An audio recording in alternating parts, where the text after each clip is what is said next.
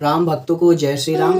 22 जनवरी का दिन बहुत ही खास है। इस दिन का इंतजार लोग कई वर्षों से कर रहे थे। बहुत खुशी के बात है, मैं व्यक्त नहीं कर सकती हूँ। मैं देखिए, मैं खुशी से मैं रो पड़ रही हूँ। क्या समझ लीजिए, मैं व्याख्या नहीं कर सकता हूँ कि मैं कितना अंदर से खुश हूँ। ये समझ लीजिए 500 वर्षों की हम लोग की जो पूर्वजों की लड़ाई थी वो सफल हुई है। बहुत खुश हैं हम यहाँ अयोध्या। 22 जनवरी के दिन देश में श्री राम लला की प्राण प्रतिष्ठा को एक रूप होते हुए देखा जाएगा और अयोध्या में इसकी तैयारियां जोर शोरों से चल रही है।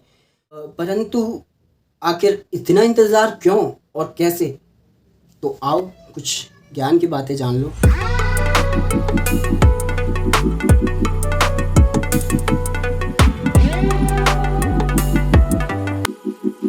चौदहवीं शताब्दी से हिंदुस्तान में मुगलों का अधिकार हो गया और तभी से उन्होंने राम मंदिर और अयोध्या को नष्ट करने के कई अभियान चलाए।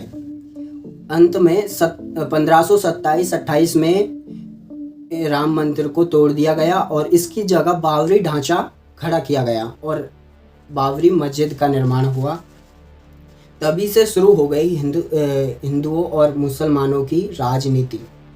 तो भाई हिंदू लोग तो कहते हैं कि यहाँ पर राम मंदिर होना चाहिए, हमारा राम मंदिर था, और मुसलमानों का मानना है कि यहाँ पर बाबरी मस्जिद रहनी चाहिए।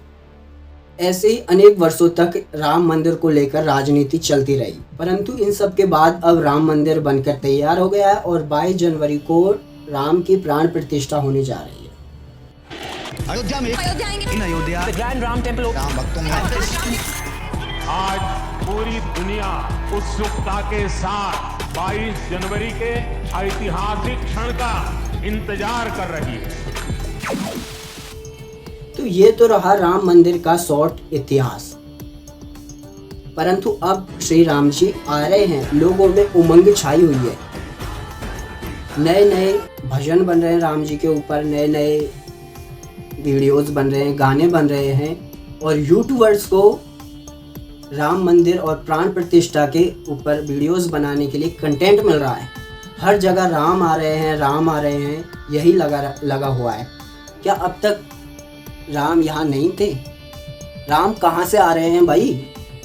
अरे भाई, भगवान श्री राम का जन्म द्वापर के 40,04,000 प्लस कलयुग के 5,121 वर्ष अर्थात 8,69,121 वर्ष हो गए हैं श्री राम को आए हुए, और भगवान राम को लाने की बात तुम अब करते हो।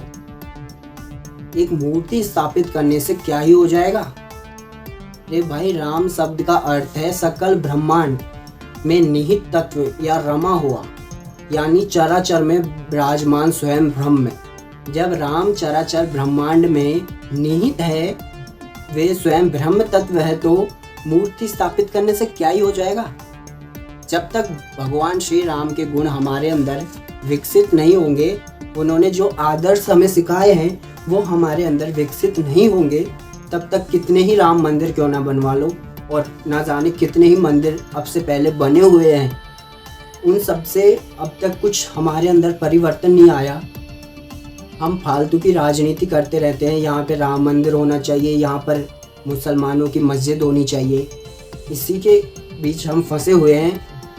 और क्या आज तक हमने श्री राम जी के एक भी गुण हमारे अंदर हैं? भगवान श्री राम मर्यादा पुरुषोत्तम थे। क्या आजकल बता दो तुम्ही, मर्यादा बची है कहीं? इंसानों के अंदर मर्यादा रही है? भगवान श्री राम एक पत्नी को समर्पित थे। उन्होंने अपनी सीता के अलावा किसी पराई स्त्री की ओर देखा तक नहीं। पर आजकल वास्तविकता में ऐसा है? या लोग अपनी पत्नी के अलावा दूसरी की ओर देखते नहीं? बस यही तो हो रहा है कलयुग में। भगवान श्री राम ने अपने पिता के वचन के लिए 14 वर्ष तक वनवास भोगा और आजकल ऐसा वास्तविकता में हो रहा है। यहाँ पर लोग माता पिता की कहना तक, बात तक नहीं मानते, वनवास तो दूर की बात। तो हमारे अंदर श्री राम जी के गुण एक भी विकसित है नहीं हमारे अंदर, और हम राम को लाने की बात करते हैं। ये सही है? पहले अपने अंदर वो गुण तो विकसित करो श्री राम जी के, जो उन्होंने जिसके लिए उन्होंने अवतरण लिया था और इस संसार को सिखाया था कि कैसे रहना चाहिए, कैसी मर्यादा में रहना चाहिए, कैसे अपने आप को, वो सत्य, करुणा, दया और न्याय की मूर्ति थे। क्या आजकल वास्तविकता में ऐसा है? लोग बात बातों पर तो झूठ बोलते हैं, एक दूसरे के प्रति दया भाव नहीं रखते, न्याय क्या खाक करेंगे? तो जब तक हमारे अंदर राम के गुण विकसित नहीं होंगे, ऐसे कितने ही मंदिर, कितनी ही मूर्तियाँ और कितने ही भजन क्यों ना बना लो, कुछ नहीं होने वाला। हमें अपने अंदर श्री राम जी के वो आदर्श गुण विकसित करने चाहिए और इस देश को, इस संसार को बदलना चाहिए जैसा राम राज्य में होता आया था। पहले अपने अंदर गुण विकसित करो भाई। बाकी बहुत खुशी की बात है कि भव्य मंदिर हिंदुस्तान लोगों का आस्था का प्रतीक है और भगवान श्री राम की प्राण प्रतिष्ठा होने जा रही है। इसके लिए आप सभी को बहुत बहुत बधाइयाँ।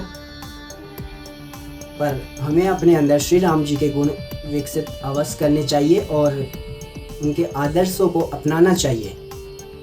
बस मैं आखिर में यही कहना चाहूँगा कि अगर इस वीडियो से कुछ भी सीखने को मिला हो तो इस वीडियो को शेयर कीजिए ताकि लोग भी जागरूक हो सके और भगवान श्री राम जी के गुण अपने अंदर विकसित कर सके, उनके जैसा आदर्श खुद बन सके। और चैनल पे नए हो तो यूट्यूब चैनल को सब्सक्राइब कर लेना ऐसी ज्ञान की बातें जानने के लिए।